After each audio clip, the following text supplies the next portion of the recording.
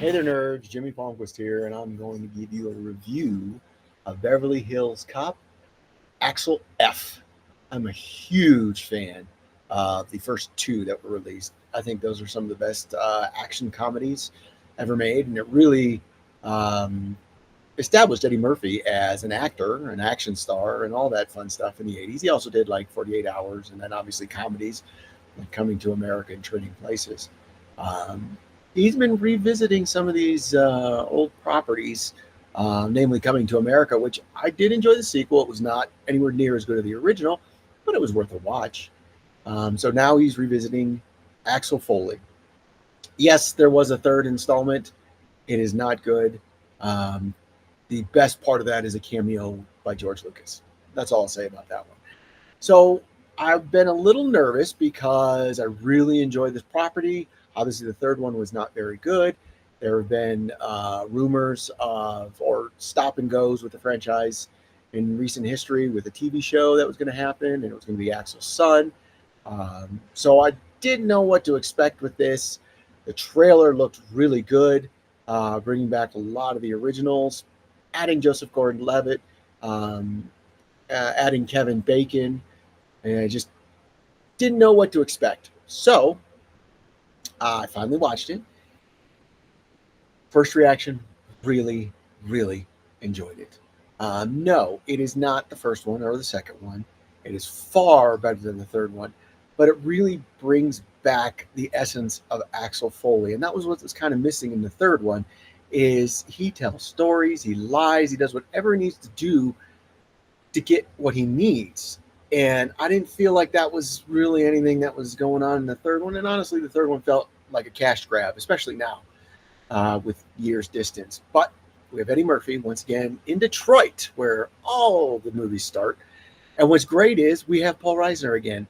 I wasn't sure how he was going to play into this, but now he's the deputy chief, which is exciting and fun. And he's sort of having to cover Axel Foley's ass. And in the beginning of the movie, he does so by retiring because of what Axel has done. Somebody needs to take the fall. Paul Reisner does that.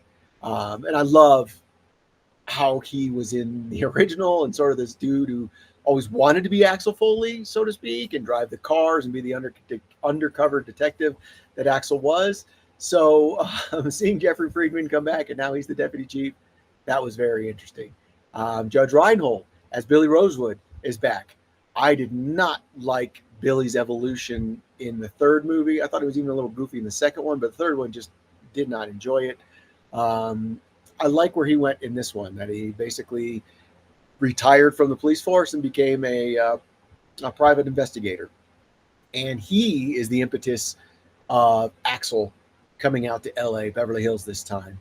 And this time, though, the stakes are increased because Axel has a daughter, which you could definitely say was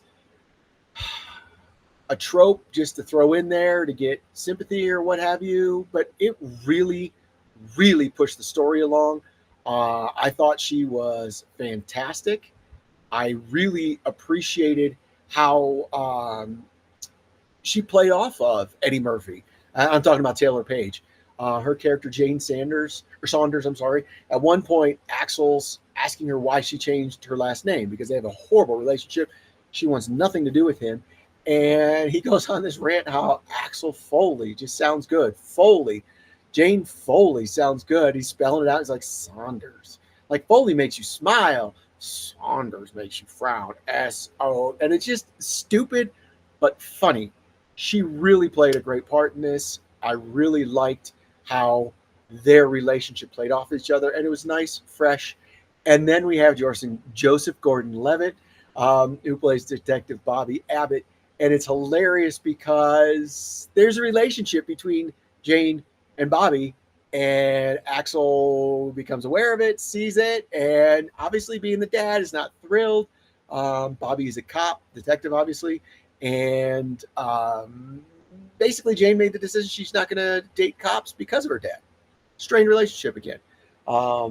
Joseph Gordon-Levitt's character comes from a background of having helicopter pilot training.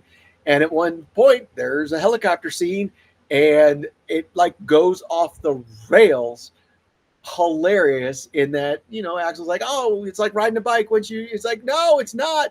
We find out that the reason why he became a detective and basically left the police force was because he was in a helicopter crash. And it's like, oh, information I wish we'd known earlier as far as Axel's concerned. Um, and another several characters that returned from the original, but one that was absent in the third one, John Aston, Chief, now Chief Taggart. I always enjoyed his character in the first two. He was a great foil for Axel as far as he was the straight and narrow, and Axel obviously is not. But now he's Chief. And to be honest, there's a couple parts in there where I wasn't exactly sure if his character was on the up and up, if they were going to go against type for the last 30 years of what his character was.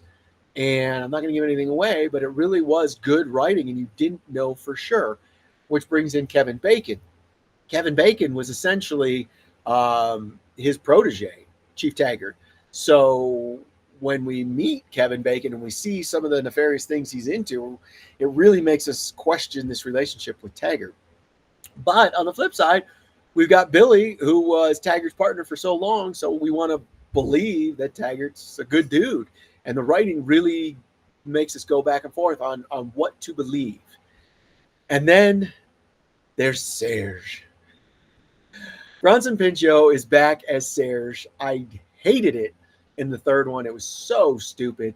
For him to come back for this one, the role was perfect. It was fantastic. His character that he created and his accent and the way he uses it to basically be what I think is the epitome of Beverly Hills was perfect.